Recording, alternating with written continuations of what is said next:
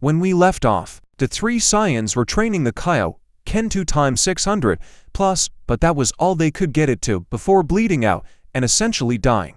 Although they come back every time, they reached a block point in their Kaioken, gaining the same problem they had. Vegeta says, "Damn it. My power isn't growing no matter how hard I train." Goku would then reply with, "I understand, Vegeta. Me too. Hopefully Broly has better results than we do." With that, they had flown over to where Broly is. Well, a little more like drifted over cause there is no ground for them to walk on, and they would see him punching the air. "Whatcha doing, Broly?" Goku would ask. "My strength is not increasing, so I'm training." Broly would tell Goku without looking at him, intent on his training. "We hear you there. Me and Vegeta are not growing much stronger, of anything. We are not even getting much Zenkai from our death. It is really strange," Goku would say. They tried to look into what was wrong by meditating but would find almost nothing. The only thing they saw was a huge lock inside their mind. They wouldn't understand what it means, so for the next 300 years, they would do life-threatening training non-stop in hopes of getting stronger, but they were only slowly getting stronger. All Saiyans powered up to their strongest form in hopes of busting out of there, and they almost did it, but all 12 gods of destruction felt their power being torn apart, and their seal on Whis' staff was rapidly being broken. All gods gathered on Beerus's planet to stop whatever was going on, but they all secretly knew what was happening. And no, this cannot be happening. We sealed those 3. It's impossible. They should be dead. It's been over 1,000 years. Gin would say. I knew something like this was going to happen. I had a feeling when I sensed that a few seals had broken a few weeks ago. I of course had my angel reseal in extra dimensions and add more seals, but something felt off. I had a feeling these would come in handy. Cognac, bring them, Quitella would say ominously. Cognac would then hold his staff out and a bright light would shine as you could see the super dragon balls from outer space. Quitella said, "These, as you can tell, are the super dragon balls. We can't use them right now as a year hasn't passed, but until that happens, we need to use all our power to do the best we possibly can to keep those Saiyans at bay until then." Gin would say, "Thank you, Quitella and Cognac. Quick, everyone, use all the power you have to seal those mortals in an infinite time loop, and make sure to put a barrier made with all your power. This is the only way. I will destroy Whis' staff to permanently lock them in there. No matter how strong they get, they will never be able to come back." All the angels did what Gin said. Whis was feeling a bit guilty, but the angel's job is to be neutral, so he did what was told. He decided to not help the Saiyans any further.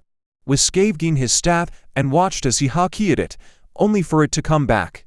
"My lord, it would appear you forgot that an angel's staff can only be destroyed by the Grand Priest, or Zeno, or their guards. You won't be able to destroy it," Martinu would say.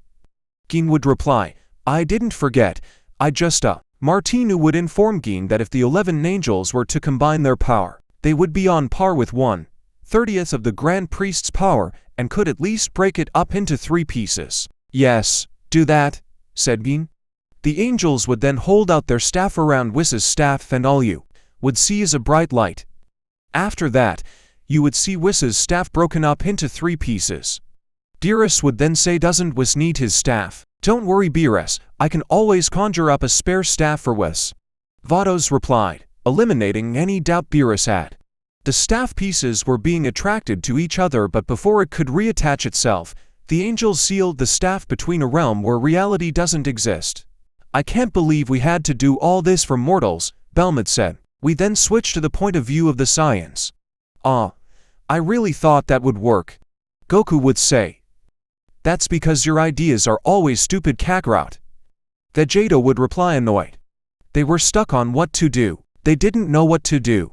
The only thing they knew they could do is train, so that is what they did. They trained until they felt significantly stronger. We would see that 3,000 years passed. In total, it has been 5,083 years. The Saiyans have significantly grown stronger. On their most powerful form, they have broken through 60 out of 200 limiters.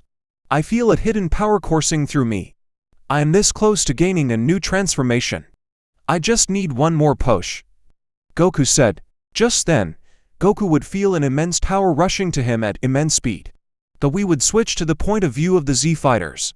Bulma would be reluctant to tell everyone of what was happening, that the Z fighters grew more and most suspicious.